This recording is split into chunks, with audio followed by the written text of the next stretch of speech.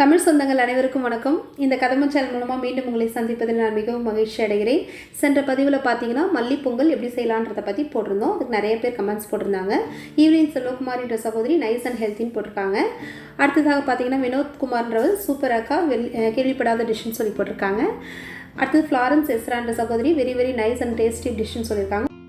சரி, வாங்க வீடியோக்குள்ளே போகலாம். இன்றைக்கி என்ன டிஷ் செய்ய போகிறோன்றது ஏற்கனவே உங்களுக்கு தெரிஞ்சிருக்கும். ஸோ வீடியோ ஃபுல்லாக ஸ்கிப் பண்ணாமல் பாருங்கள். இந்த சேனலை ஃபஸ்ட் டைம் பார்க்குறீங்கன்னா சப்ஸ்கிரைப் பண்ணுங்கள், கீழே இருக்க பெல் ஐக்கான் கிளிக் பண்ணுங்கள். வீடியோ பிடிச்சிருந்தால் கண்டிப்பாக லைக் பண்ணுங்கள், கமெண்ட் பண்ணுங்கள், மற்றவங்களுக்கு ஷேர் பண்ணுங்கள். ஸோ இப்போ இந்த வீடியோவில் பார்த்தீங்கன்னா ஒரு டிஃப்ரெண்ட்டான டிஷ்ஷு. இந்த வீடியோவில் பிரிஞ்சால் பிரியாணி, அதாவது கத்திரிக்காய் பிரியாணி எப்படி செய்யறதுன்றதை பற்றி பார்க்கலாம். இதற்கு தேவையான இன்க்ரீடியன்ட்ஸ் என்னன்றதை பார்க்கலாம் வாங்க. இப்போ வெங்காயம் ஒரு 5 வெங்காயம் நல்லா சோப் பண்ணி எடுத்துக்கோங்க. அடுத்ததாக பார்த்தீங்கன்னா தக்காளி ஒரு 4, புதினா,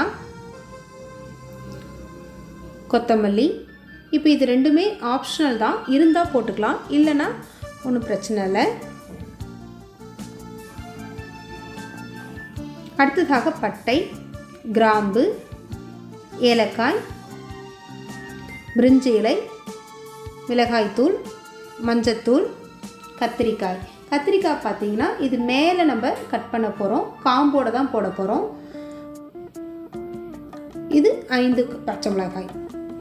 அடுத்ததாக பார்த்தீங்கன்னா எண்ணெய், நெய், இஞ்சி பூண்டு விழுது ஒரு 100 கிராம், பாஸ்மதி ரைஸ் பார்த்தீங்கன்னா ஒரு 2.5 கிளாஸ் எடுத்திருக்கேன். இது கூட உப்பு சேர்த்துக்க போகிறோம். இப்போ இது கூட பார்த்திங்கன்னா நம்ம இந்த கத்திரிக்காவை மேலே நம்ம கட் பண்ணிக்க போகிறோம் 4. கத்திரிக்காய் நம்ம காம்போடு தான் போட போகிறோம் முழுசாக. ஸோ அந்த கத்திரிக்காய் வந்து நல்லா ஒரு பிஞ்சாக இருந்ததுன்னா இன்னுமே நல்லாயிருக்கும். இதில் பூச்சி ஏதாவது இருக்கான்னு பார்த்து கட் பண்ணிக்கோங்க. இப்போ பாத்திரத்தில் ஒரு 4 டீஸ்பூன் அளவு எண்ணெய் சேர்த்துக்கலாம். எண்ணெய் கொஞ்சம் சூடாகிட்ட அப்புறம்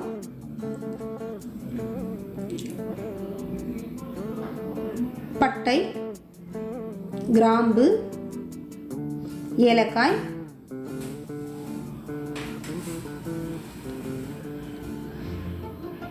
அப்புறம் அந்த பிரிஞ்சி இலை சேர்த்துக்கலாம்.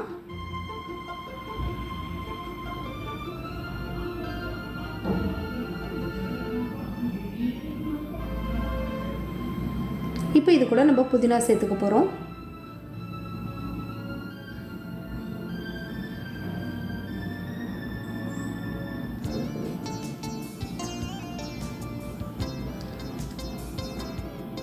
அடுத்ததாக நம்ம அந்த அரிஞ்சு வச்சுருக்கிற வெங்காயத்தை சேர்த்துக்கலாம்.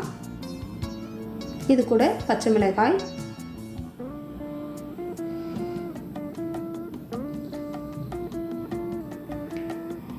வெங்காயம் நல்லா வதங்கிட்ட அப்புறம் தக்காளி சேர்த்துக்கலாங்க.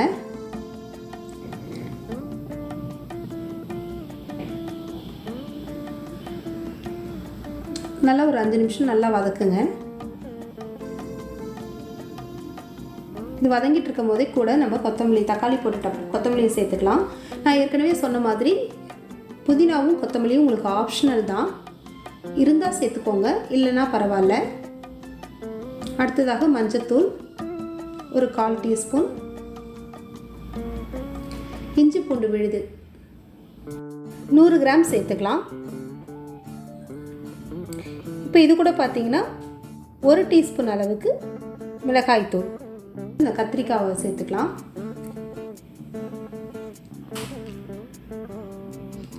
இந்த கத்திரிக்காய் ஒரு 5 மினிட்ஸ் கொஞ்சம் நல்லா வதங்கிட்ட அப்புறம் ஓரளவு கொஞ்சம் மட்டும் வதங்கினா போதும், ரொம்ப வேக வைக்கக்கூடாது, ஏன்னா அது அப்படியே குழஞ்சிரும். இப்போ வந்து இந்த ரைஸ்க்கு வந்து நம்ம 2.5 கிளாஸ் எடுத்து வச்சோம் இல்லைங்களா, அதனால் வந்து இதுக்கு வந்து 5 கிளாஸ் அளவு நம்ம தண்ணி ஊற்றிப்போம்.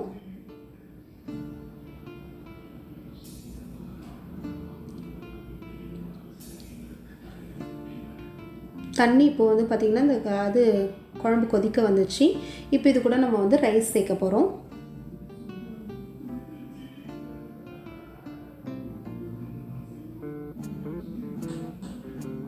ஸோ இப்போ நம்ம குக்கரை மூடிடலாம். ஒரு 4 விசில் விட்டால் போதும்.